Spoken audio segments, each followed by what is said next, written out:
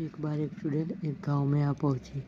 उसने उस गांव को देखकर मन में सोचा कि इस गांव में तो बहुत सारे घर है, बहुत सारे लोग होंगे, मेरा खाना पीना सब हो जाएगा। मगर उस चुड़ैल को एक श्राप था कि जब तक उसे कोई बुलाएगा नहीं तब तक वो आ नहीं पाएगी।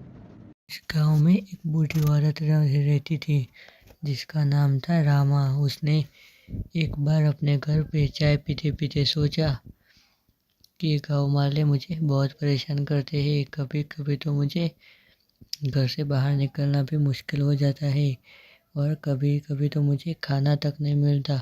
तो एक काम करती हूँ, चुड़ैल को बुला लेती हूँ, वो जो श्राप वाली चुड़ैल है उसे, जिससे ये गाँव वाले मुझे परेशान ना कर सके और मुझे खाना भी मिल जाए।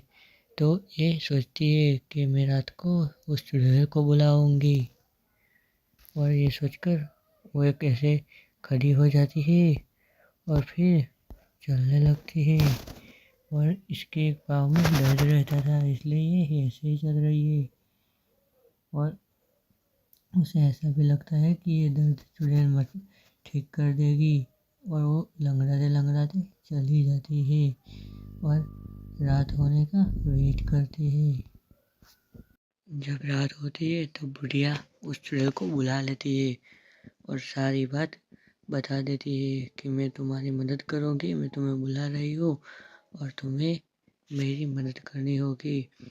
तो चुड़ैल बोलती है तुम जो कहोगे मैं वो करूँगी, लेकिन एक शर्त है कि मुझे रोज़ एक इंसान चाहिए खाने के लिए। मैं कई टाइम से मेरे दांत भी ऐसे ऐसे ही इंसान का खून पिए पिए भी नहीं है, इसलिए तुमको मेरे को इंसान खिलाना पड़ेगा, तभी मैं तुम्हारी सारी बात बताऊंगी। और ऐसा कहकर वो चुड़ैल कहती है कि अब तुम्हें रोज़ मेरे लिए एक इंसान का बंदोबस्त करना पड़ेगा।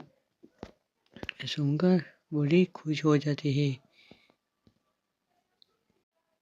और बूढ़ी का पैरों का दर्द भी सही हो गया था। अब चुड़ैल अपना जादुई तलवार भी अपने पास ला देती है और बुढ़िया सोचती है कि अब तो हम पूरे गांव के सब लोग जो मुझे परेशान करते हैं उनसे गिन गिन कर बदला लूँगी चुड़ैल के साथ मिलकर। और अब चुड़ैल चली जाती है और बुढ़िया को कहती है कि तुम गांव वालों को किसी तरह मेरे पास ले आना। और चुड़ैल ऐसा करके साइड से चली जाती है। और अब बुढ़िया सोचती है कि अब मैं गाँव के लोगों को बुला कर लाऊंगी, कुछ भी करके लाऊंगी और गिन गिन कर बदला ले लूँगी इन सब से और उनका सारा जो खाने का सामान है वो भी मैं रख लूँगी।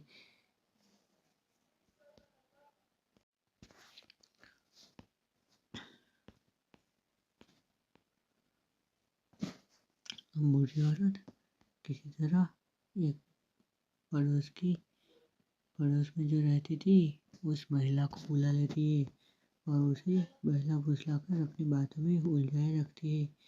और चुड़ैल को मन में सोचती है कि चुड़ैल जल्दी आ जाओ, मैं तुम्हारे लिए खाना लेकर आ गई हूँ। और तभी चुड़ैल भी आने का सोचती है और आ जाती है कि चलो बूढ़ी बुला देती है तो चली जाती हूँ। और ये सोचकर चुड़ैल आ जाती है और ये लड़की भी डर जाती है कि चुड़ैल आ गई, अब मैं क्या करूँ।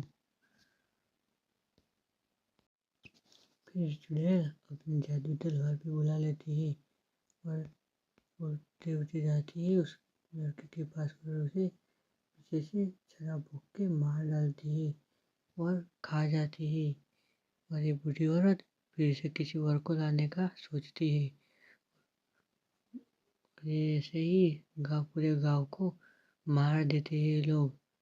फिर एक दिन सारे लोग खत्म हो जाते हैं और चुड़ैल को कोई ना कोई इंसान का तो बंदोबस्त करना ही था। और अब चुड़ैल बूढ़ी पे भड़क जाती है कि कोई इंसान नहीं होगा तो मुझे तुम्हें ही मजबूरन खाना पड़ेगा और बूढ़ी को लात घूंसे मारकर वहाँ से चली जाती है। और बूढ़ी सोचती है कि मैं चुड़ैल को क्यों बुलाया और बूढ़ी फूट फूट कर रोने भी लगती है। मगर अब क्या होगा चुड़ैल तो ऐसा बोलकर वहाँ से चली गई। और अब देखते हैं कि बूढ़ी बहुत पछता रही है, बूढ़ी रो रही है कि मैंने ऐसा क्यों किया क्यों किया।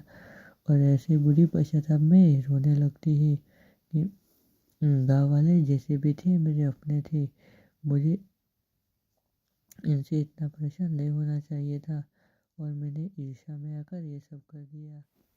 अब बूढ़ी रोती ही रह जाती है और चुड़ैल आ जाती है और चुड़ैल बूढ़ी को पीछे से तलवार घुसा के मार डालती है और गर्दन पे दांत घुसा के उसका खून भी पी जाती है और बूढ़ी मर जाती है।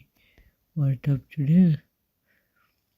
चुड़ैल तो अपना काम कर कर चली जाती है और सोचती है कि अब पूरा गांव खा लिया, अब कुछ और करना पड़ेगा। और चुड़ैल चली जाती है, बूढ़ी को लात भी मारती जाती है जाते जाते समय और चुड़ैल वहाँ से चली जाती है।